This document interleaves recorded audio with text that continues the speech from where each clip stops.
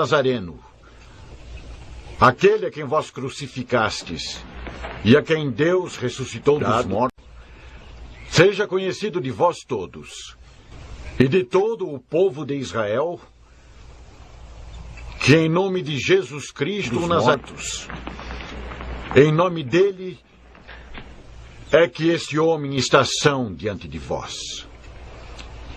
Ele é a pedra que foi rejeitada por vós, os edificadores, mas que se tornou a sua base. E em nenhum outro há salvação. Porque também debaixo do céu nenhum outro nome há pelo qual nós devamos ser salvos. Basta! Guardas, levem-os daqui!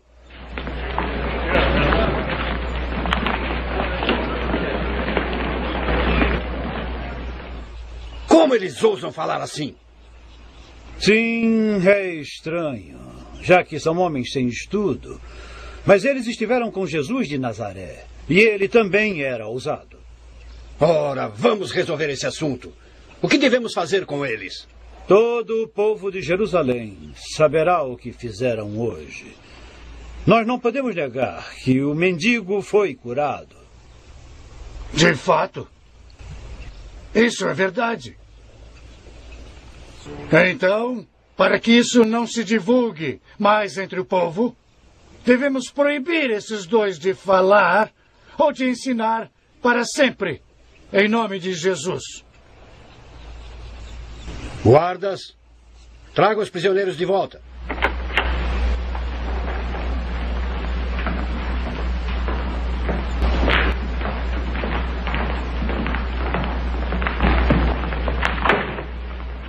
Nós vamos soltá-los.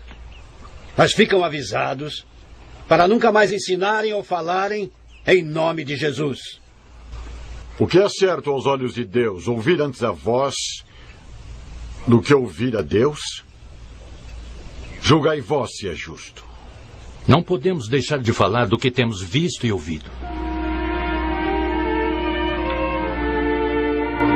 E quando foram soltos, Pedro e João contaram aos outros discípulos o que os sacerdotes principais e anciãos tinham dito. Sem desanimar com essas ameaças, eles oraram para terem coragem para dizer a palavra com ousadia. Tantos sinais e maravilhas foram realizados pelos apóstolos que sua fama se espalhou. E os enfermos e aflitos vinham de longe para serem curados. E quanto mais o poder do Espírito se manifestava, mais fiéis se juntavam a eles. O sumo sacerdote, invejando seu sucesso e furioso porque os apóstolos desafiaram as ordens do conselho, mandou que fossem pegos e jogados na prisão. Mas à noite, as portas da prisão foram abertas e os apóstolos ouviram uma voz que os mandava voltar para o templo e continuar a sua pregação do Evangelho. E eles alegremente obedeceram.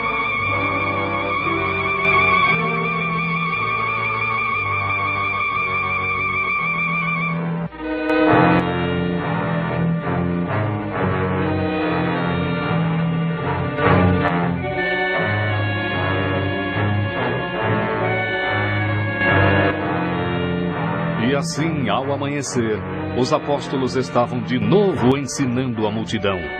Mas a sua liberdade logo terminou, quando o capitão e os guardas vieram prendê-los de novo. Nós não vos ordenamos expressamente que não ensinasseis nesse nome? E eis que encheste Jerusalém dessa vossa doutrina.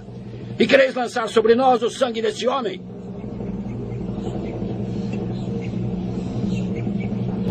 Mais importa obedecer a Deus do que aos homens. O Deus de nossos pais ressuscitou a Jesus, ao qual vós matastes suspendendo-o na cruz, para dar o arrependimento a Israel e remissão dos pecados. E nós somos testemunhas dessas coisas. E também o Espírito Santo, que Deus deu àqueles que lhe obedecem. Blasfemo! Deves morrer! Quietos! Esperem! Guardas, tire-os daqui por um momento. Vitas, Acautelai-vos a respeito do que haveis de fazer a estes homens. Gamaliel, um doutor da lei, expôs o assunto francamente para o conselho. Então, nesse caso, digo-vos: não ficai contra esses homens e deixai-os, porque se este conselho ou esta obra é de homens, se desfará. Mas se é de Deus, não podereis desfazê-la.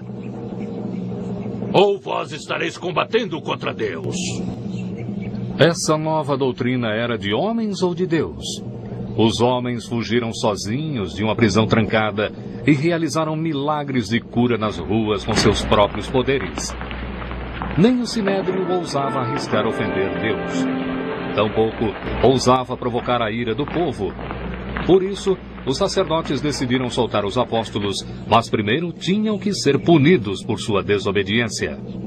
Vocês ousaram ensinar em nome de Jesus de novo. Por isso devem ser punidos. Guardas, açoitem todos.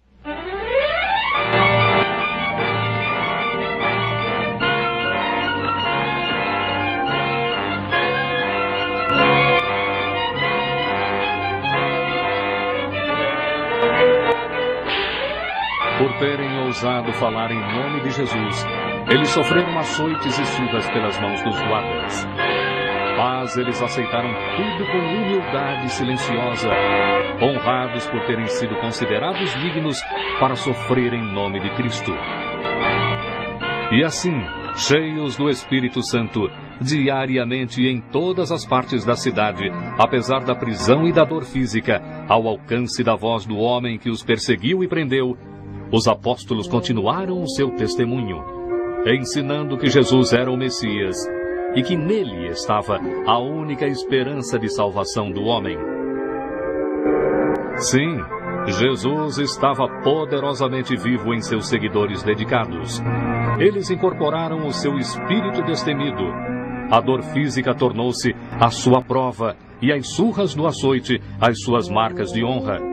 Então, investidos do poder do Espírito Santo, eles continuaram a pregar em nome de Jesus. Esta é Jerusalém, uma encruzilhada fértil e de mudanças constantes de homens e dos seus comércios, como era na época de Cristo. Este foi o cenário durante muito tempo da sua vida e do trabalho de seus primeiros seguidores. Como resultado da ressurreição e ascensão de Cristo e da vinda de grande poder espiritual no dia de Pentecostes, a primeira igreja cristã em Jerusalém crescera rapidamente. Agora, mais discípulos eram necessários para ajudar nos assuntos práticos da igreja.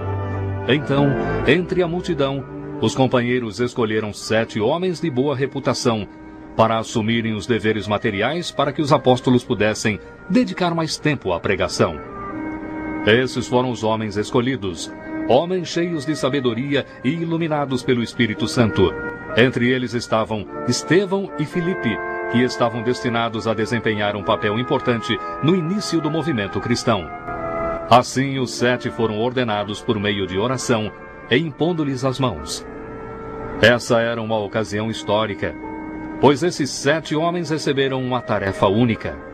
Uma tarefa simbólica do serviço prestado por muitos outros no trabalho do reino de Cristo.